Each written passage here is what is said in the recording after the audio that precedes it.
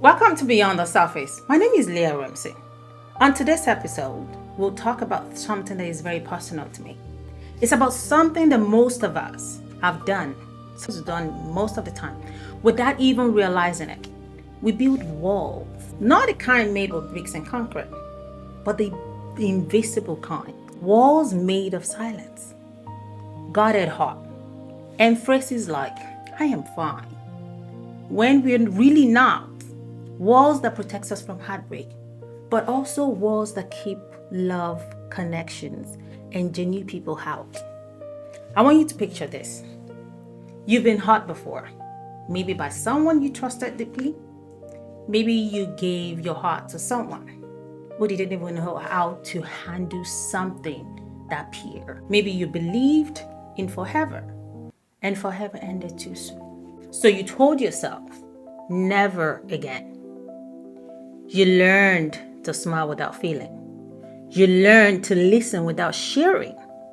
You learned to care from a safe distance. At first, it feels empowering. That what becomes your protection. It becomes your armor. No one can hurt what they can reach, right?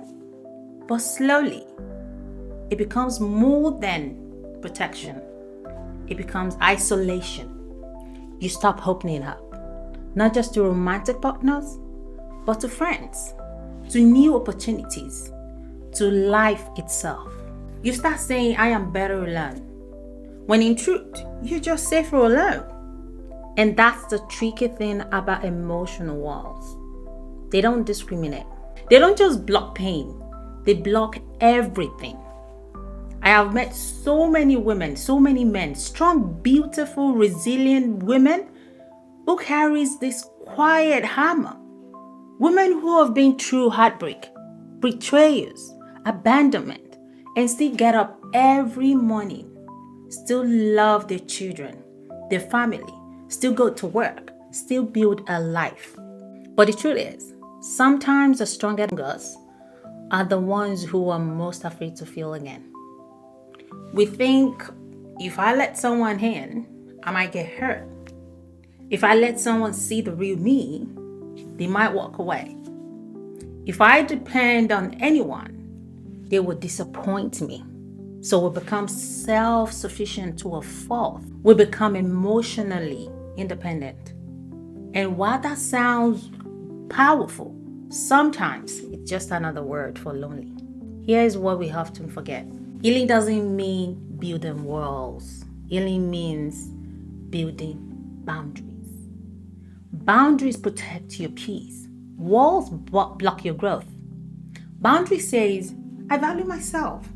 Wall says, I don't trust anyone. And somewhere between those two is where real love is where real love, real connection, real life happens. When we experience emotional pain, especially heartbreak, the brain remembers it like physical wound.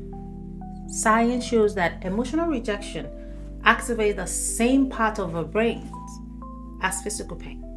So when you build that wall, it is your body's way of saying, I never want to feel that again. But here is the irony.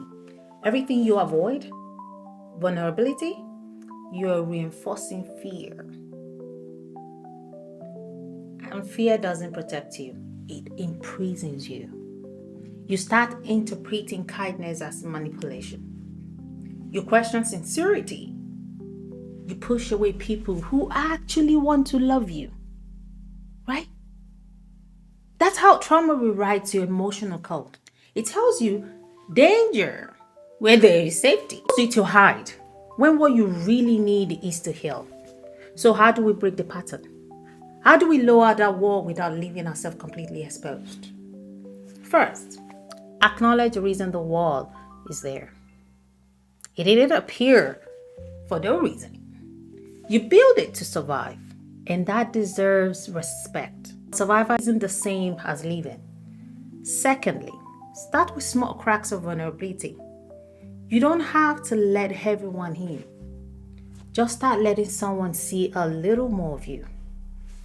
Let them start seeing your truth, your softness, your humor, your scar. Let safe people prove they can be trusted. Thirdly, forgive yourself for being guarded. You're not cold, you're just cautious. You're not broken, you're healing. And lastly, believe that love can exist without pain. Not all love hurts. Not all love leaves. Some love comes to rebuild you, not destroy you. But you will never meet that kind of love if you never open the gate. I want you to ask yourself this.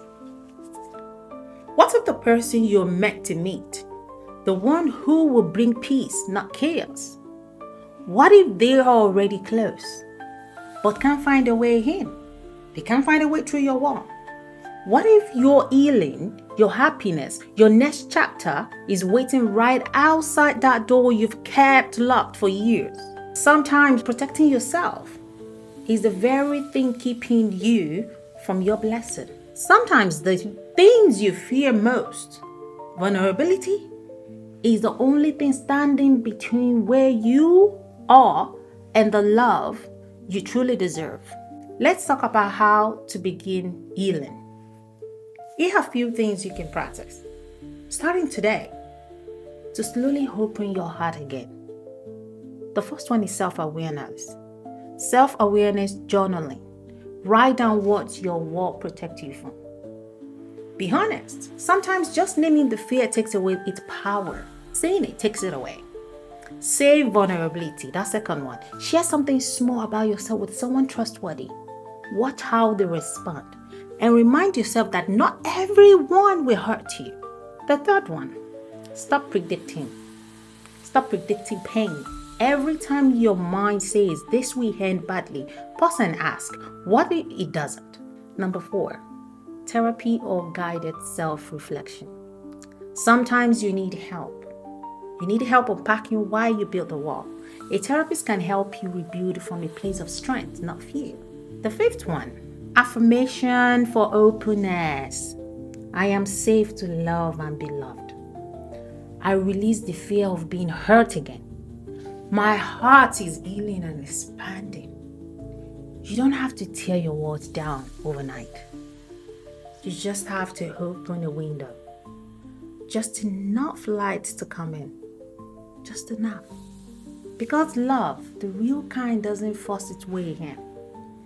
It waits patiently for you to be ready. So take your time, but don't stay healing forever. You deserve to experience connection that doesn't hurt. You deserve people who sees your walls and choose to stay anyways. But they can't come in unless you let them. They can't. You need to let them in to stop surviving and start living. Until next time, stay open, stay real, and keep going beyond the surface.